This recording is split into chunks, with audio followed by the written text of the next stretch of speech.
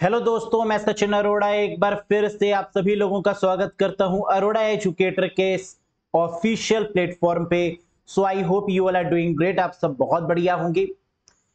आज का session again बहुत बहुत इंपॉर्टेंट होने वाला है। जैसे कि आप जानते हैं, इन पार्टिकुलर सेशंस में यूपीपीसीएल असिस्टेंट अकाउंटेंट के एग्जाम के रिगार्डिंग जितने भी क्वेश्चन डिस्कस किए जा रहे हैं, ये क्वेश्चन का level same to same O level pattern पर है, डोएक लेवल पैटर्न पर है। तो टू दी पॉइंट ऐसे ही क्वेश्चन आपको एग्जाम में देखने को मिलेंगे। तो अगर आप यहां पर बेटर स्कोर कर पा रहे हैं तो ये कंफर्म है कि आप एग्जाम में भी बहुत बढ़िया स्कोर करेंगे। और हम लोग चाहते भी तो यही हैं। इतना लंबा हम लोगों ने पढ़ा है कंप्यूटर, इतनी ज्यादा समय हमने कंप्यूटर को दिया है, और फिर भी अगर कंप्यूटर में फेल हो जाए तो ये बहुत बुरी बात होगी। तो इसलिए हम लोग ये चाहेंगे कि कंप्यूटर में सिर्फ क्वालिफाई ना हो, बल्कि बहुत बढ़िया मार्क्स भी गेन करें, ताकि जो इतनी मेहनत हम लोगों ने करी है वो सफल हो जाए। तो चलिए एक बार फिर से टेस्ट की बात करते हैं, बेस्ट 50 क्वेश्चंस की बात करते हैं, और कितना किया आपने स्कोर कमेंट करके बताइएगा इस सेशन के बाद में कमेंट बॉक्स में। उम्मीद है कि आज के सेशन में भी आप बढ़िया स्कोर कर पाएंगी। क्वेश्चंस को अच्छे तरीके से रीड करने की हैबिट डालिए। अगर आपने क्वेश्चन को अच्छे से रीड किया तो आंसर भी आप बढ़िया तरीके से कर पाएंगे। Let's get started. ये भी आपको इन्फॉर्म कर दें कि वो कैंडिडेट्स जो यूपीपीएसएल असिस्टेंट अकाउंटेंट नेक्स्ट ईयर के लिए प्रिपेयर कर रहे हैं, कई सारी डिमांड आप लोग करते हैं कि सर क्या नेक्स्ट ईयर के लिए ये कोर्स सफिशिएंट रहेगा। बिल्कुल सफिशिएंट रहेगा। वो कैंडिडेट्स जो नेक्स्ट ईयर के लिए अभी से प्रिपरेशन करना चाहते हैं वो बिल्कुल इस कोर्स से कनेक्ट हो जाएं, क्योंकि ये कोर्स वादा करता है कि यहां पर आप गारंटीड कंप्यूटर में 40 प्लस मार्क्स लेकर आएंगे, और अगर पेपर का लेवल थोड़ा हल्का हुआ तो 45 प्लस भी आप ला सकते हैं। जबकि पास होने के लिए तो आपको क्वालिफाई करने के लिए 25 मार्क्स की ही रिक्वायरमेंट है। लेकिन फिर भी आप जब तक 40 क्वेश्चंस को सही नहीं करेंगे, है ना, तब तक मजा नहीं आएगा। तो 40 क्वेश्चंस तो आपको हर हालत में करेक्ट करने होंगे। आप इस कोर्स से कनेक्ट हो सकते हैं। कोर्स से कनेक्ट होने के लिए अरोड़ा एजुकेटर ऐप को इंस्टॉल करिएगा और फिर इस कोर्स से आप कनेक्ट हो सकते हैं। किसी भी डाउट के रिगार्डिंग कुछ पूछना चाहते हैं इस कोर्स के रिगार्डिंग, तो दिए गए नंबर पे व्हाट्सएप भी आप कर सकते हैं। चलिए बिना किसी देरी के क्वेश्चंस पर बात कर लेते हैं। प्रीवियस सेशन में हमने एक क्वेश्चन डिस्कस किया था और आपने उसके आंसर को कमेंट बॉक्स में कमेंट किया था। क्वेश्चन क्या था, क्या रहा इसका आंसर, एक बार चेक कर लेते हैं। Question of the day of session 2, this circuit used to store 1 bit of data is called. एक बिट डेटा को स्टोर करने के लिए उपयोग किए जाने वाले सर्किट को क्या कहा जाता है। हम लोग बहुत अच्छे तरीके से जानते हैं कंप्यूटर की सबसे छोटी यूनिट बिट होती है। बिट की फुल फॉर्म बाइनरी डिजिट होती है, और जहां पर ये बिट यानी 0 और 1 स्टोर होता है, that place is called flip flop. So the correct answer is flip flop. Collection of flip flop क्या होता है ये भी आप जानते हैं कि फ्लिप फ्लॉप के कलेक्शन को रजिस्टर बोलते हैं, जो कि फास्टेस्ट मेमोरी है। तो फास्टेस्ट मेमोरी कौन सी है गाइस? रजिस्टर। समझ में आ गया? चलिए आज के सेशन का पहला क्वेश्चन ये रहा, करिए धमाकेदार बल्लेबाजी। Ethernet cable is a part of dash layer of OSI model. Ethernet cable OSI model की डैश परत का हिस्सा है। फिजिकल डेटा लिंक नेटवर्क या ट्रांसपोर्ट। अगर आपने देखा ईथरनेट, ईथरनेट एड्रेस भी होता है। अगर यहां पर ईथरनेट एड्रेस लिखा होता तो आप उसको कहते मैक एड्रेस, और MAC address data link layer का हिस्सा है। लेकिन रुक जाइए, यहां पर गिवन है ईथरनेट केबल। हम लोग जानते हैं जितनी भी केबल्स हैं वो सब फिजिकल मीडियम में काउंट होती हैं, और केबल्स कहां पर आती हैं? फिजिकल लेयर में आती हैं। So the correct answer is layer 1, that is called physical layer. समझ में आ गया? कोई भी केबल दिया हो, ट्विस्टेड पेयर केबल दिया हो, कोएक्सियल केबल दिया हो, ईथरनेट केबल दिया हो, कोई भी तरीके की केबल क्यों ना दी हो, आंसर क्या होगा? That is physical layer. Next, which of the following is private IP address? निम्न में से कौन सा निजी आईपी पता है? प्राइवेट आईपी एड्रेस इनमें से कौन से हैं? 4 ऑप्शन आपको दिख रहे हैं, मुझे बताइए कि इसमें से प्राइवेट आईपी एड्रेस कौन से हैं। हमने आपको कॉन्सेप्ट पढ़ाते समय बताया था कि प्राइवेट आईपी एड्रेस जनरली 3 तरीके के होते हैं, जिसमें हमें आंसर दिखाई दे रहा है 192.168.24.43, that is the correct one. अब प्राइवेट आईपी एड्रेस होता कौन सा है? तो जरा आप यहां पर ध्यान से देखिए, 10.0.0.0 से लेकर 10.255 की रेंज, 172 से स्टार्ट होकर और 192 से स्टार्ट होने वाले एड्रेस किस में आएंगे? प्राइवेट आईपी एड्रेस में आएंगे। लेकिन इसकी रेंज भी देखनी बहुत जरूरी है कि 172.16.0.0 वाला ही आपके प्राइवेट आईपी एड्रेस में काउंट होगा, जबकि 192.168.00 भी प्राइवेट आईपी एड्रेस का हिस्सा है। तो यहां हमें मिल गया कि 192.168, इसका मतलब कि ये प्राइवेट आईपी एड्रेस को ही शो कर रहा है। और ये क्वेश्चन बहुत बार पूछा गया है ना, बहुत बार। तो ओ लेवल का ये फेमस क्वेश्चन है, याद रखिएगा। सेम ऑप्शन के साथ में आपको मिलेगा, ज्यादा दिक्कत होने वाली नहीं है। प्राइवेट आईपी एड्रेस कहते किसको हैं, ये भी जान लेते हैं। वो एड्रेस जो राउटर हमारे कंप्यूटर को असाइन करता है, उसे बोलते हैं private IP address. Private IP address is the address your network router assign to your device. जो राउटर डिवाइस को असाइन करता है, that is called private IP address. Next, in which part of the HTML file meta data is contained? HTML file के किस भाग में Meta data निहित है? मेटा डेटा का मतलब डेटा अबाउट डेटा। तो HTML में मेटा डेटा यानी डेटा अबाउट डेटा, ये कहां पर देखने को मिलता है? टाइटल, हेड, HTML या बॉडी? बिल्कुल सही करेक्ट आंसर होगा हेड टैग के अंदर, यानी second is the right one. हम लोग जानते हैं कि हेड के अंदर हमें क्या क्या मिलता है?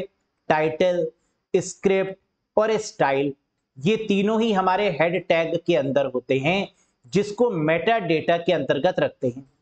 Next, if you want to find the number of routers between the source and destination, the utility to be used is route, IP config, getmac या ट्रेस रूट। यदि आप किसी सोर्स और डेस्टिनेशन यानी स्रोत और गंतव्य के बीच में राउटर की संख्या ज्ञात करना चाहते हैं, तो उपयोग की जाने वाली उपयोगिता कौन सी है? यानी सोर्स और डेस्टिनेशन के बीच में कितने राउटर लगे हुए हैं, ये आपको कौन सा कमांड बताता है? ट्रेस रूट कमांड बताता है। So the correct answer is trace route. ये क्या बताएगा कि सोर्स और डेस्टिनेशन के बीच में, क्लाइंट और सर्वर के बीच में टोटल कितने राउटर्स लगाए गए हैं। Next, which one of the following is not a Linux distribution? निम्न में से कौन सा लाइनेक्स वितरण नहीं है, लाइनेक्स ऑपरेटिंग सिस्टम नहीं है, लाइनेक्स डिस्ट्रो नहीं है? हम लोग जानते हैं कि लाइनेक्स ऑपरेटिंग सिस्टम का पूरा नाम क्या है? लाइनेक्स डिस्ट्रो या लाइनेक्स डिस्ट्रीब्यूशन बोलते हैं इसको। डेबियन लाइनेक्स का पार्ट है, जेंटू भी लाइनेक्स है, ओपन सूस भी लाइनेक्स का वर्जन है, लेकिन मल्टिक्स लाइनेक्स का वर्जन नहीं है। तो करेक्ट आंसर होगा Multics is not a part of Linux distribution या Linux operating system version. Next, appear, fade, wipe, wheel, random bars are in MS PowerPoint 365। MS PowerPoint 365 में ये सारे जो ऑप्शंस हैं, ये किस में आते हैं? डिजाइन में, ट्रांजिशन में, एनिमेशन में या रिव्यू में। हम लोग जानते हैं ये सभी क्या है, एनिमेशन का हिस्सा है। So the correct answer is animation. Appear, fade, fly in, float in, ये सब हमारे क्या होते हैं, एनिमेशन है।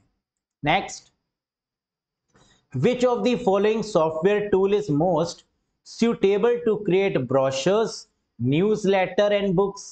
निम्नलिखित में से कौन सा सॉफ्टवेयर टूल ब्राउशर्स, न्यूज़लेटर और किताबें बनाने के लिए उपयोग किया जाता है? तो इनमें से ऐसा कौन सा सॉफ्टवेयर है जो न्यूज़पेपर्स, ब्रोशर्स और बुक के लिए बनाते हैं? किससे क्रिएट करेंगे ये सब चीजें? कोरल ड्रॉ की मदद से, फोटोशॉप, पावर पॉइंट या पेज मेकर? बिल्कुल सही। सबसे इंपॉर्टेंट सॉफ्टवेयर है जिसकी मदद से ये सब बनते हैं वो है page maker. So the correct answer is option number 4। Next, which of the following types of graphics represent images as compiled using pixel और tiny dots? यहां से क्वेश्चन बनेगा जरूर। क्वेश्चन नंबर 8 और क्वेश्चन नंबर 9, इन दोनों में से एक क्वेश्चन जरूर आएगा मल्टीमीडिया से। बताइए, निम्नलिखित में से किस प्रकार के ग्राफिक्स पिक्सल या छोटे डॉट्स का उपयोग करके संकलित छवियों का प्रतिनिधित्व करते हैं? हमने देखा क्वेश्चन में पिक्सल्स आ रहा है, डॉट्स आ रहा है, इसका मतलब इसकी मदद से जो इमेजेस बनेंगी वो कैसी होंगी, रास्टर इमेजेस होंगी, यानी ब्लर तरीके की इमेजेस होंगी, that is called raster images. Raster images को और क्या बोलते हैं? याद रखिएगा, raster images is also called as bitmap graphics. इनको बिटमैप इमेजेस या बिटमैप ग्राफिक्स के नाम से भी जानते हैं। इनको कैप्चर किसके थ्रू किया जाता है? डिजिटल कैमरे के थ्रू, स्कैनर्स के थ्रू इनको कैप्चर किया जाता है। जिसके जो एक्सटेंशंस हैं वो क्या हैं? BMP image, tiff image, GIF image और जेपीईजी इमेजेस। ये सब कैसी होती हैं? बेकार क्वालिटी की होती हैं, रॉ क्वालिटी की होती है, रफ क्वालिटी की होती हैं, जो कि पिक्सल से मिलके बनी होती हैं। और इनको बनाने के लिए जिस सॉफ्टवेयर की रिक्वायरमेंट है वो है फोटोशॉप। तो रास्टर इमेजेस को बनाने के लिए किस सॉफ्टवेयर की रिक्वायरमेंट होती है? फोटोशॉप की रिक्वायरमेंट होती है। समझ में आ गया? Next, which of the following types of graphics represent images as a set of basic drawing shapes like lines, circle and curve?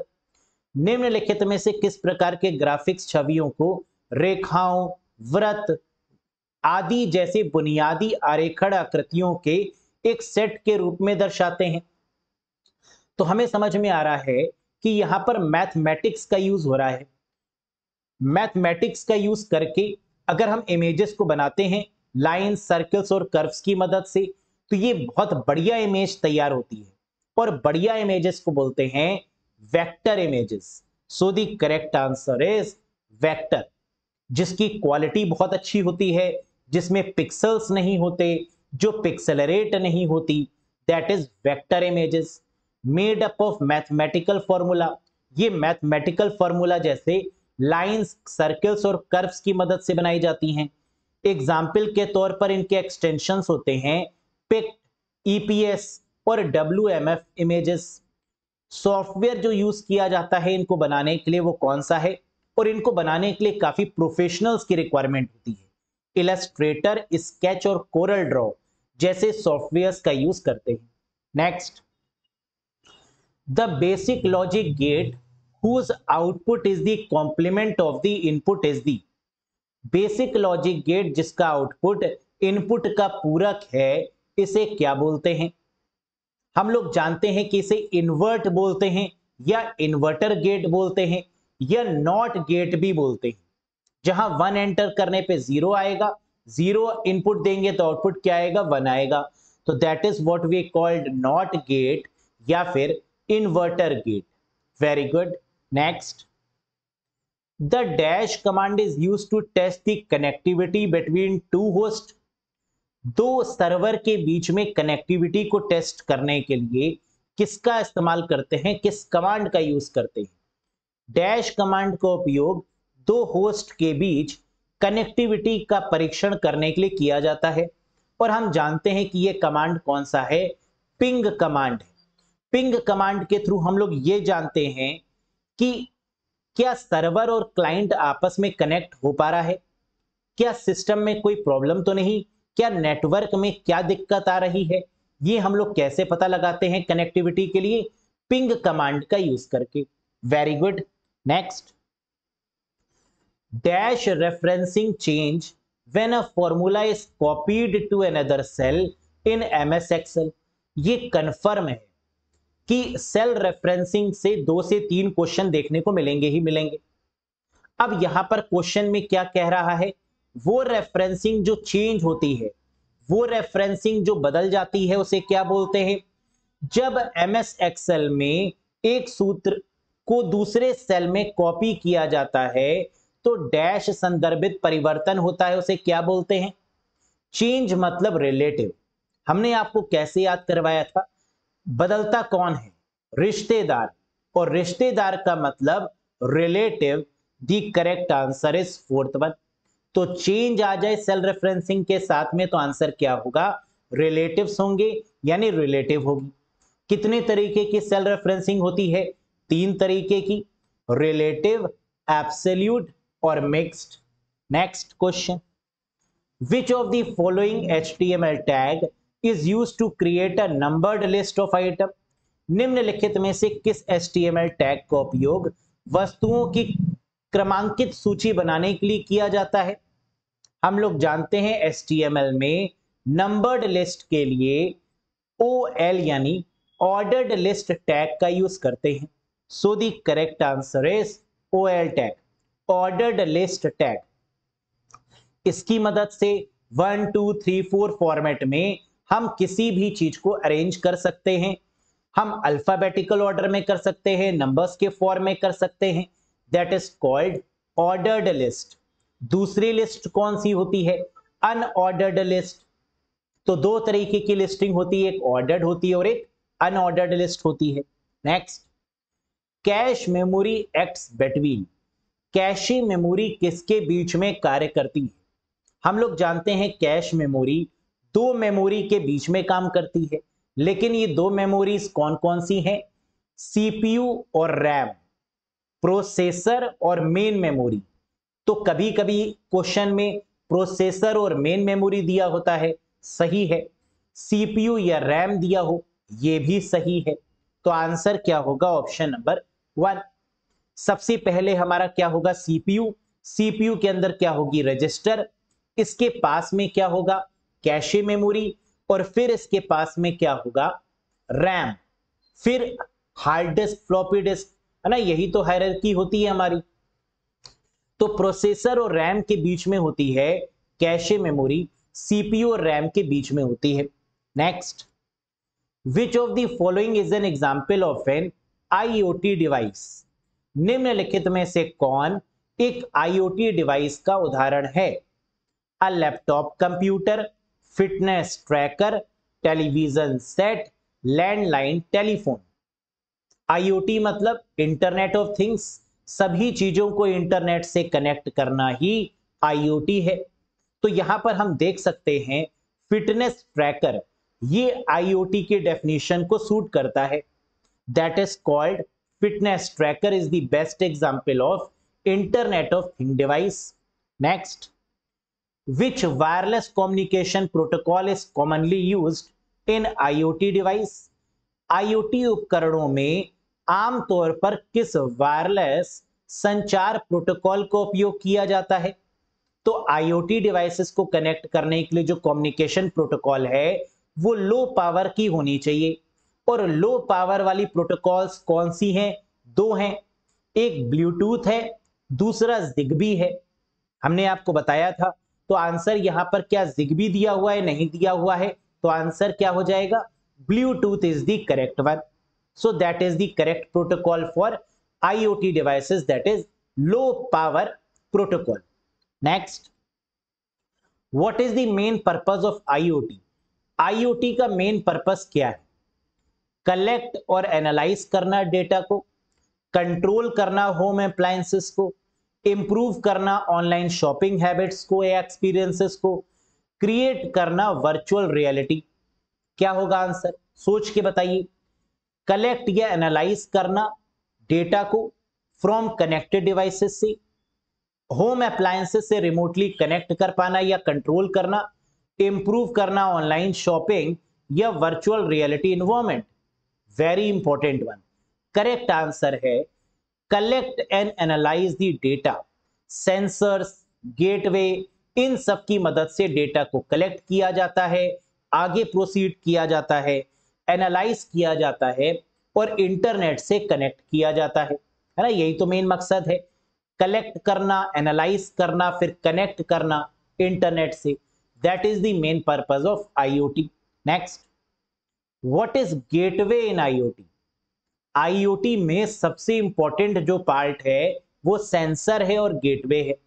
तो आईओटी में गेटवे का काम क्या है? A device that connect IoT devices to internet. क्या gateway IoT devices को internet से connect करता है? Device that store data collected by the IoT devices, data को स्टोर करता है, एनालाइज करता है। या device that provide a user interface for IoT, क्या ये इंटरफेस प्रोवाइड करता है? तो हमें दिख रहा है कनेक्ट, स्टोर, एनालाइज या इंटरफेस। इनमें से क्या करता है गेटवे? तो गेटवे का काम है कनेक्ट करने का। So the correct answer is a device that connect IoT device to the internet. जितने भी आईओटी वाले डिवाइसेस हैं उनको इंटरनेट से कनेक्ट करने का काम किसका है? गेटवे का है। Next, which command in Linux is used to remote files to remove files? Sorry, लाइनेक्स में फाइलों को हटाने के लिए, रिमूव करने के लिए किस कमांड का प्रयोग करते हैं? बहुत आसान है। लाइनेक्स में फाइल्स को रिमूव करने के लिए आरएम कमांड का यूज करते हैं। So the correct answer is option number 1, RM command. Next, resizing an image without losing any parts of its visual content is called। अपनी दृश्य सामग्री के किसी भी हिस्से को खोए बिना किसी छवि का आकार बदलने को क्या कहा जाता है? Without losing any part of content. Content lose नहीं होना चाहिए लेकिन वो रीसाइज हो जाए, इसे क्या बोलेंगे? इसे स्केलिंग बोलेंगे, है ना। That is called scaling feature, जहां हम किसी भी बड़े ऑब्जेक्ट को छोटे और बहुत छोटे ऑब्जेक्ट में कन्वर्ट कर सकते हैं। नेक्स्ट, तो अभी तक बढ़िया स्कोर रहा होगा आपका आउट ऑफ 20। ऐसे ही बढ़िया करिए, कम रहा तो इंप्रूव करने की कोशिश करिए। देखिए, MAC address is written in which format? MAC address किस फॉर्मेट में लिखा जाता है? मैक एड्रेस जो कि 48 बिट का होता है, मैक एड्रेस जो कि डेटा लिंक लेयर पे काम करता है, मैक एड्रेस जिसके साथ में स्विच और ब्रिज जैसी डिवाइसेस का यूज किया जाता है, मैक एड्रेस जो एनआईसी कार्ड पे होता है, मैक एड्रेस जिसे ईथरनेट एड्रेस भी बोलते हैं, मैक एड्रेस जिसे बर्न्ड इन एड्रेस के नाम से भी जाना जाता है, मैक एड्रेस जिसे फिजिकल एड्रेस भी बोलते हैं, और मैक एड्रेस इसको लिखा जाता है हेक्साडेसिमल फॉर्मेट में। Very good. तो वो एड्रेस जिसे हम चेंज नहीं कर सकते, है ना, that is called MAC address. लेकिन एक बात आप लोग ये भी जानते हैं कि अगर एनआईसी कार्ड को बदल दें तो मैक एड्रेस को भी बदला जा सकता है, लेकिन एग्जामिनेशन के पॉइंट ऑफ व्यू से वो एड्रेस जो चेंज नहीं हो सकता वो है मैक एड्रेस। बहुत बढ़िया। Next, in terms of nibbles, the size of an IPv4 address can be expressed as। O level का, डोएक का बहुत ही पसंद किया जाने वाला क्वेश्चन है ना। अगर आप किसी ऐसे कैंडिडेट से पूछेंगे जो डोएक की तैयारी करता था, ओ लेवल की तैयारी करता था उस समय डोएक के टाइम पीरियड पर, तो वो आपको बताएगा कि ये क्वेश्चन कितना इंपॉर्टेंट है। आप तो उड़ा देंगे इस क्वेश्चन को, मुझे उम्मीद है। करिए, निबल्स के संदर्भ में IPv4 पते के आकार को किस रूप में व्यक्त किया जा सकता है? हम जानते हैं IPv4 एड्रेस 32 बिट का होता है, निबल 4 बिट की होती है।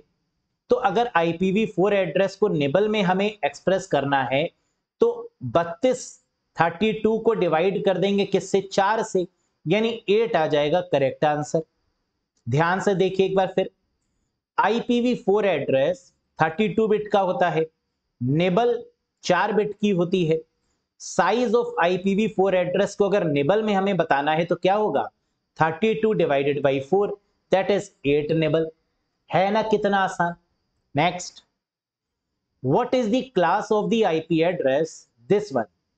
IP पता दिस का वर्ग क्या है, बताइए। अगर आपको क्लासेस की रेंज पता होगी तो इस क्वेश्चन को बहुत आराम से आप बता पाएंगे, और मुझे उम्मीद है कि अभी तक तो आप लोग ने रट ली होंगी बढ़िया तरीके से रेंज को, है ना। और आप देखते ही पहचान गए होंगे 222 यानी क्लास सी में आएगा। तो करेक्ट आंसर यहां क्या बनेगा, क्लास सी। क्लास ए की रेंज 0 से 126 या 127 भी। 127 आपका लूप बैक एड्रेस है 127.0.0.1, लेकिन ये भी क्लास ए में ही आएगा। क्लास बी 128 से 191, क्लास सी 192 से 223, क्लास डी 224 से 239 और क्लास ई 240 से 255, है ना। अब आप बता लेंगे बहुत आसानी से। पहली वाली ऑक्टेट को देखकर बताना होता है कि किस रेंज में आएगा। तो 222 222 किस रेंज में आया, 192 से 223 के बीच में, तो बना class C. Next, which of the following layer is responsible for syntax and semantics of data in OSI model। OSI model और TCP/IP मॉडल को तो आप लोगों ने बढ़िया तरीके से मैंगो शेक बना के पी गए हैं, है ना। इतना डीप में आप लोगों ने पढ़ा है कि कहीं से भी क्वेश्चन आएगा तो आंसर कर देंगे, कर पाएंगे ना। ये तो कॉन्फिडेंस आप में आ ही गया है। बहुत पढ़ा है लेकिन इस बार आप लोगों ने, ये मानना पड़ेगा, है ना। कंप्यूटर में बहुत समय दिया है आपने, और यही आउटपुट आपको एग्जाम में मिलेगा इसका। आपको क्वेश्चन बहुत आसान लगेंगे। बताइए इसका आंसर। एक समय था जब ये क्वेश्चन आपको समझ में नहीं आते थे, और आज आप इन क्वेश्चंस पे मास्टरी PhD कर चुके हैं, है ना। तो क्रेडिट कुछ मुझको भी जाता है ना, तो थैंक यू बोल दीजिएगा। चलिए, तो यहां पर बात करें सिंटैक्स और सेमेंटिक्स। हम लोग जानते हैं कि यहां पे अगर हम बात करें किसकी, इनक्रिप्शन की, डिक्रिप्शन की, प्रेजेंटेशन की, कॉम्प्रेशन की, तो इन सब चीजों में प्रेजेंटेशन लेयर ही होती है। साथ में सिंटैक्स और सेमेंटिक्स का रोल भी कौन सी लेयर करती है, presentation layer. So the correct answer is presentation, जो कि 6th लेयर है OSI मॉडल में। तो ट्रांसलेशन है, इंक्रिप्शन है, डिक्रिप्शन है, कॉम्प्रेशन है, या सिंटैक्स और सिमेंटिक्स है। तो आंसर क्या होगा, प्रेजेंटेशन। नजर तो नहीं लगा दी ना मैंने, सही बताया ना आंसर आप लोगों ने। चलिए याद रखिएगा इस क्वेश्चन को। SMTP simple mail transfer protocol is used to transfer. Simple mail transfer protocol का प्रयोग ट्रांसफर करने के लिए किया जाता है किसको। हम लोग जानते हैं कि SMTP वो प्रोटोकॉल है जिसकी मदद से हम मेल को सेंड करते हैं, और ये सिर्फ टेक्स्ट फाइल को ही सेंड करता है। So the correct answer is only text file. Third is the right one. SMTP is used to transfer. Simple mail transfer protocol का प्रयोग क्या ट्रांसफर करने के लिए करते हैं, टेक्स्ट फाइल्स को। Next, sometime your email may get stuck in the dash of Gmail if you have an unstable internet connection। यदि आपके पास अस्थिर इंटरनेट कनेक्शन है तो कभी कभी आपका ईमेल जीमेल के डैश में फंस सकता है। कहां फंस जाएगा, आउटबॉक्स में फंस जाएगा, और जब स्पीड अच्छी होगी तो रिसीव हो जाएगा। So the correct answer is outbox. Next, the POP uses port number POP post office protocol which is use to receive the mail. Mail को रिसीव करने के लिए किस प्रोटोकॉल का यूज होता है, POP प्रोटोकॉल का यूज होता है, या IMAP का यूज होता है, इंटरनेट मैसेज एक्सेस प्रोटोकॉल, है ना, IMAP प्रोटोकॉल। तो पोस्ट ऑफिस प्रोटोकॉल के जो पोर्ट नंबर है वो कौन सा है? 110 है। 110% सही जवाब, that is 110। Next, in MS Word 365, the AA feature within the font group of the Home tab represent dash option। MS Word 365 में ये आपने कई बार देखा होगा, होम टैब पर AA करके बना होता है। ये क्या दर्शाता है? आप जानते हैं ये फीचर चेंज केस को शो करता है। तो आंसर क्या होगा?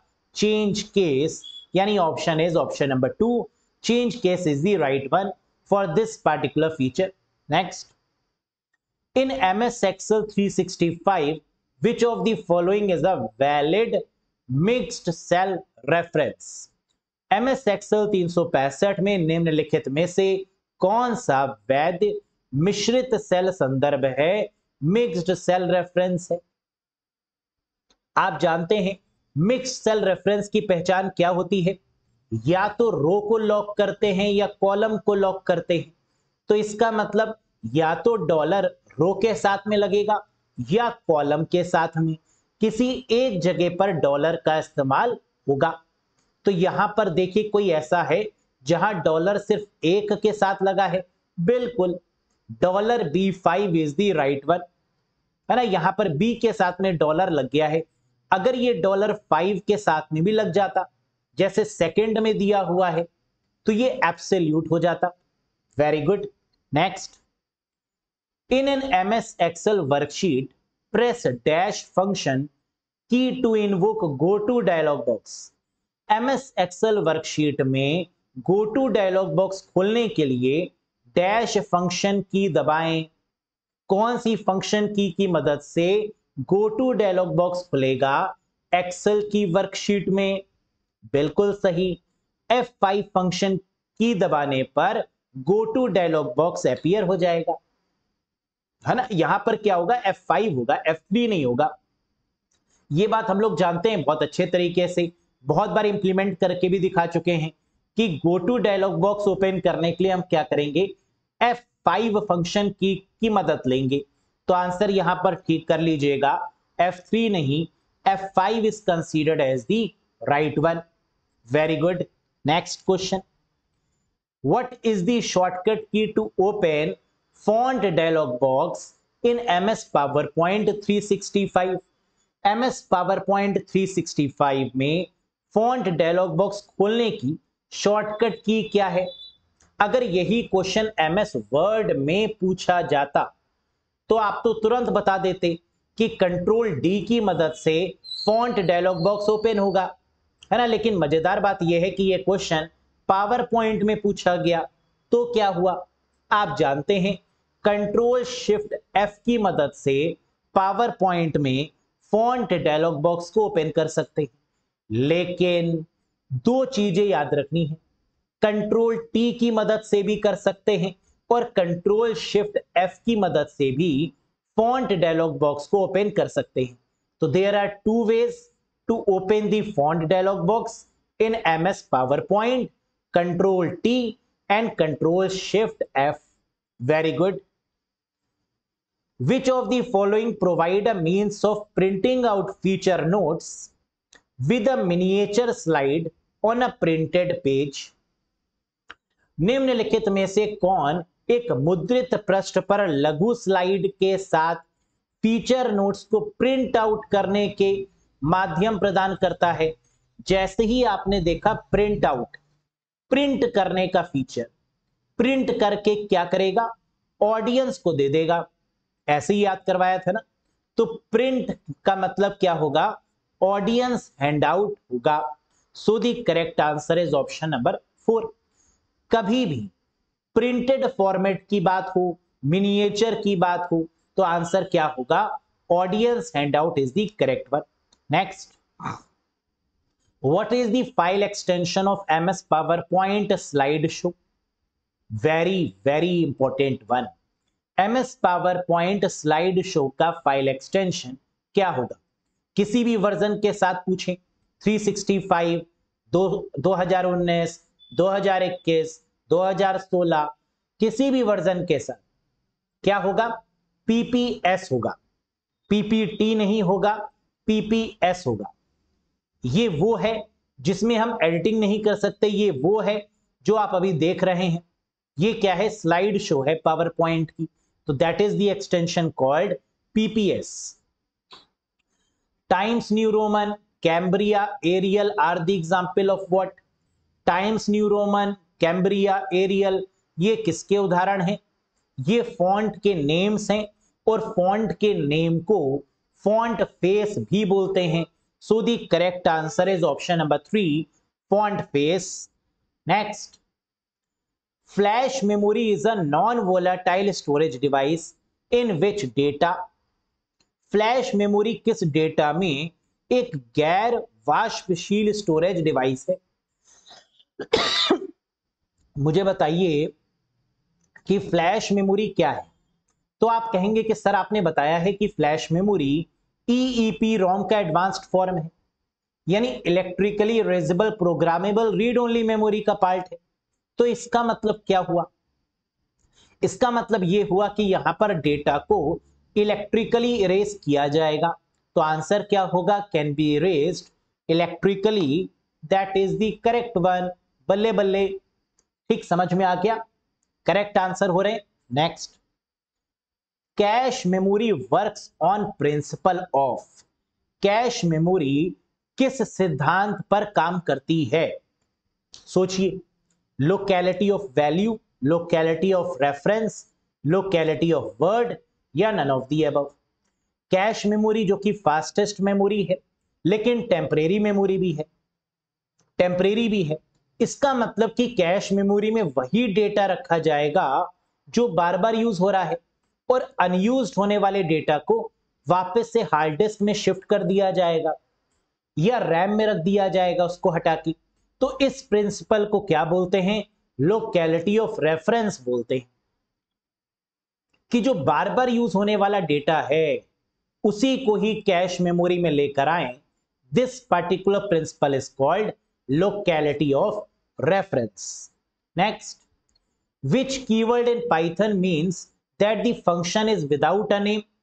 Python में किस कीवर्ड का अर्थ है कि फंक्शन गुमनाम है, फंक्शन का कोई नाम नहीं, एनोनिमस है, बिना नाम का है? आप जानते हैं करेक्ट आंसर होगा लैम्बडा। लैम्बडा का मतलब एनोनिमस, गुमनाम, बिना नाम का। Next, which symbol denote the Python prompt? कौन सा प्रतीक पाइथन में प्रॉम्प्ट को दर्शाता है? तो पाइथन में प्रॉम्प्ट को शो करने के लिए greater than, greater than, greater than वाले सिंबल्स का यूज करते हैं। तो means option is first one. Next, what is the value of the following Python expression? इस पाइथन एक्सप्रेशन की जो आउटपुट है वो क्या होगा? वेरी वेरी इंपॉर्टेंट वन, आएगा जरूर ये वाला question. Print A b where a is equals to -10 and b is equals to -3। अब इस सिंबल का क्या मतलब है कि सिंपली एक तो हम डिवाइड करेंगे, है ना, डिवाइड, मॉड्यूल डिवाइड। तो यहां पर डिवाइड तो हम करेंगे, लेकिन ध्यान क्या रखना है कि अगर आंसर हमारा फ्लोटिंग पॉइंट में आएगा तो फ्लोट को इग्नोर करेंगे और आंसर इंटीजर में देंगे, है ना, बस इस बात का ध्यान रखना है। तो 10 को 3 से डिवाइड करने पर साइन तो कैंसिल आउट हो गए, ये आया 3.33। तो इसका आंसर क्या बनेगा? रिमूव कर देंगे पॉइंट के बाद वाले नंबर्स और आंसर इज ओनली 3, यानी second is the right one. Clear है? Next, what is the output of this expression 3 multiply by 3, 3 multiply by 1 multiply by 3? इस अभिव्यक्ति का क्या आउटपुट होगा? हम जानते हैं इस केस में जहां डबल मल्टीप्लिकेशंस के सिंबल लगे हैं इनको पहले पिक करेंगे, पावर है एक तरीके से ये, है ना, 1 की पावर 3, 3 की पावर 1। तो सबसे पहले 1 की पावर 3 कितना आएगा? 1 आएगा। फिर 3 की पावर 1 क्या आ जाएगा, 3 आ जाएगा। सो दी करेक्ट आंसर इज 3। पहले डबल वाले को सॉल्व करेंगे जहां 1 की पावर 3 है ना, तो इसको क्या करेंगे 1 लिख देंगे और 3 की पावर 1 दैट इज 3 मल्टीप्लाई करेंगे क्या आएगा 3 आएगा, that is the correct one. Next, dash function is used to give output in Python. Python में आउटपुट देने के लिए डैश फंक्शन का उपयोग किया जाता है। And the answer is print function for the output purpose. तो करेक्ट आंसर क्या होगा, option number 4। Which one of the following network device store the MAC address. बहुत प्यारा क्वेश्चन। निम्नलिखित में से कौन सा नेटवर्क डिवाइस मैक एड्रेस को स्टोर करता है। मैक एड्रेस मतलब डेटा लिंक लेयर, और डेटा लिंक लेयर पर जो डिवाइस यूज होगी वो कौन सी है, स्विच या ब्रिज। क्या ब्रिज दिया है, नहीं। क्या स्विच दिया है, हां। तो करेक्ट आंसर क्या होगा, स्विच, यानी ऑप्शन नंबर 2। ये होता है कॉन्सेप्ट का खेल, है ना। अगर आपको पूरा कॉन्सेप्ट पता है तो आप बहुत आसानी से आंसर्स को दे पा रहे होंगे। Next, which shortcut key is used in Google Chrome browser to access the download history. Download इतिहास तक, डाउनलोड हिस्ट्री तक पहुंचने के लिए गूगल क्रोम ब्राउजर में किस शॉर्टकट कुंजी का उपयोग किया जाता है, बताइए।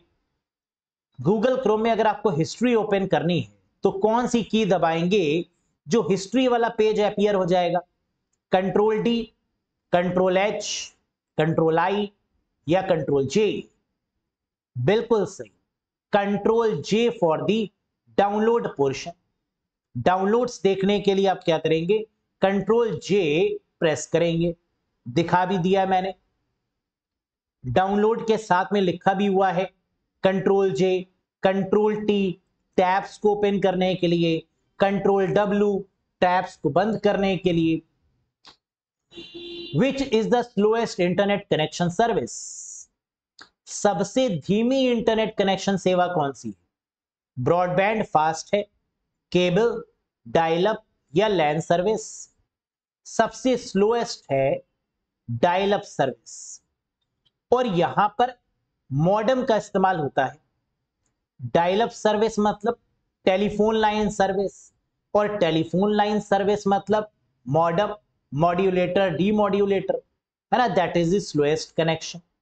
Next, how many rows and columns in a table in PowerPoint 365। PowerPoint 365 में एक टेबल में कितनी रो और कॉलम हो सकती है। क्या पावर पॉइंट में भी टेबल को ऐड किया जा सकता है, यस, पावर पॉइंट में भी टेबल्स को ऐड किया जा सकता है, लेकिन यहां पर लिमिट है 75 रोज और 75 कॉलम्स, इतनी ही ऐड की जा सकती हैं। So the correct answer is option number 2। Next, the unique signal generated by a device that tell the operating system that is in need of immediate attention is called। मिल गया answer. एक उपकरण द्वारा उत्पन्न अद्वितीय संकेत जो ऑपरेटिंग सिस्टम को बताता है कि तत्काल ध्यान देने की आवश्यकता है। अगर तत्काल ध्यान नहीं दिया, बैटरी डाउन हो गई, चार्जिंग से कनेक्ट नहीं किया, तो मोबाइल बंद, सिस्टम बंद, गैजेट बंद, है ना, फिर दुखी होना शुरू कि अरे बंद हो गया मोबाइल, बंद हो गया सिस्टम। तो इससे पहले कि वो बंद हो, है ना, चार्जर ढूंढना शुरू हो जाते। That means this is called interrupt. इसको क्या बोलते हैं गाइस, इंटरप्ट बोलते हैं। इंटरप्ट हार्डवेयर में भी हो सकता है, सॉफ्टवेयर में भी हो सकता है। हार्डवेयर यही हो गया जो मैंने अभी आपको बताया कि मैसेज आया आपके पास में। दूसरा, सॉफ्टवेयर इंटरप्ट भी हो जाते हैं। आप जानते हैं सॉफ्टवेयर क्रैश हो जाते हैं चलते चलते, सॉफ्टवेयर इंटरप्ट, जिसे एक्सेप्शन बोला जाता है, ट्रैप बोला जाता है। हार्डवेयर इंटरप्ट को पोलिंग या वेक्टर्ड के नाम से जानते हैं, है ना। तो ये इंपॉर्टेंट क्वेश्चन है, याद रखिएगा, that is called interrupt. In Unix which command is used to display the message or value of any variable on the screen? Unix में स्क्रीन पर किसी वेरिएबल के संदेश या मान को प्रदर्शित करने के लिए किस कमांड का उपयोग करते हैं? तो यूनिक्स में अगर हमें मैसेज स्क्रीन पर शो करना है तो इको कमांड की मदद से करेंगे. So the correct answer is echo 1. Next, what is modem connected to? Modem किससे जुड़ा होता है? मदरबोर्ड, प्रोसेसर, प्रिंटर या फोन लाइंस? अभी मैंने आपको बताया कि मॉडेम डायल अप कनेक्शंस में यूज होता है जो कि स्लोएस्ट कनेक्शन है. यह भी बताया कि डायल अप कनेक्शंस को टेलीफोन लाइंस कनेक्शन के नाम से भी जानते हैं. तो इसका मतलब modem is connected to the telephone lines या phone line. So the correct answer is option number 4. Next, the system BIOS and ROM chips are called. System BIOS यानी बेसिक इनपुट आउटपुट सिस्टम और ROM chips read only memory chips, ये क्या कहलाती है? BIOS क्या है? Software है. तो ये फर्मवेयर कहलाएगा, सॉफ्टवेयर कहलाएगा, हार्डवेयर कहलाएगा या बूटवेयर कहलाएगा? बायोस और रोम को एक साथ हम फर्मवेयर की कैटेगरी में रखते हैं. और फर्मवेयर का मतलब क्या है? रोम में लिखे गए इंस्ट्रक्शंस को फर्मवेयर बोलते हैं. The instructions which are written in ROM are called firmware, which is the combination of both hardware and software, जो हार्डवेयर और सॉफ्टवेयर का कॉम्बिनेशन है. Next, which one of the following is a real time operating system? RTOS. निम्नलिखित में से कौन सा एक रियल टाइम ऑपरेटिंग सिस्टम है? हमें रियल टाइम ऑपरेटिंग सिस्टम की रिक्वायरमेंट कहां पर होती है?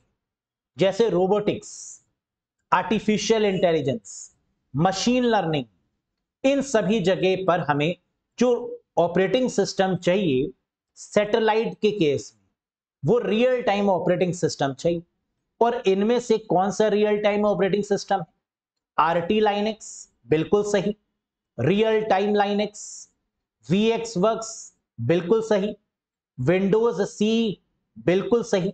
And the correct answer is all of these. RT Linux, VX works और विंडोज C, ये तीनों के तीनों आपके रियल टाइम ऑपरेटिंग सिस्टम के एग्जांपल्स हैं. तो इसी के साथ शानदार 50 क्वेश्चंस, वो क्वेश्चंस जो एग्जाम में जरूर आएंगे. यहां से आपको बहुत सारे क्वेश्चंस मिलेंगे, सेम क्वेश्चन, सेम ऑप्शन. ठीक, बताइएगा जरूर एग्जाम के बाद, भूल मत जाइएगा. तो आउट ऑफ 50 आपने कितना स्कोर किया कमेंट बॉक्स में कमेंट करके बताइएगा. आई होप कि आपने मैक्सिमम स्कोर किया होगा. टीचर और डॉक्टर से कुछ छुपाना नहीं चाहिए, है ना. अगर सक्सेस लेनी है, डॉक्टर से छुपाया तो निपट जाएंगे और टीचर से छुपाया तो भी निपट जाएंगे. तो इसलिए छुपाना नहीं चाहिए.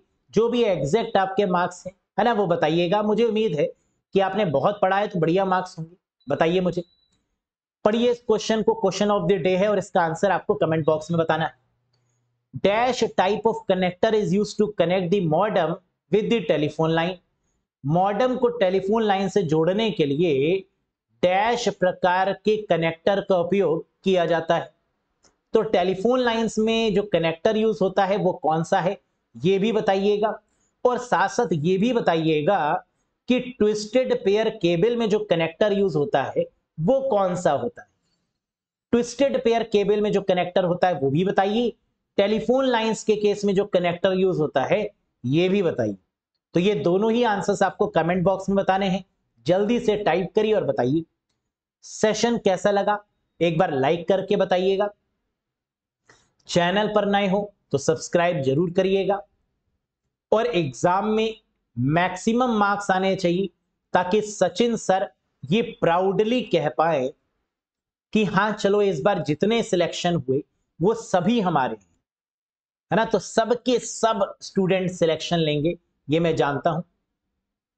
मैक्सिमम एफर्ट्स करिएगा, अपने तरफ से बेस्ट दीजिएगा, कूल डाउन रहकर करिएगा. कई लोग घबरा जाते हैं एग्जाम में, आते हुए क्वेश्चंस को गलत कर देते हैं, ये मत करिएगा। देखिए पेपर टफ आया तो आपको चूज करने पड़ेंगे कि हाँ ये करना है, ये करना है, ये करना है। वहां पर आप मुश्किल से 35-40 क्वेश्चन तक कर पाएंगे, मुश्किल से, है ना। तो इस तरीके से तैयारी करिए कि गलती से भी आपसे वो क्वेश्चन गलत नहीं होना चाहिए जो आपको आता है, जिन टॉपिक्स को आपने बढ़िया तरीके से प्रिपेयर किया है। करिए बढ़िया तरीके से मेहनत। बाकी मैं भी आपके साथ लगा हुआ हूं टेस्ट के लिए जोरदार तरीके से, है ना। Best of luck guys, God bless you all. ऐसे ही मेहनत करते जाइए। मिलेंगे बहुत जल्द एक नेक्स्ट वीडियो में, अगेन धमाकेदार 50 क्वेश्चन के साथ। Till then bye bye and take care.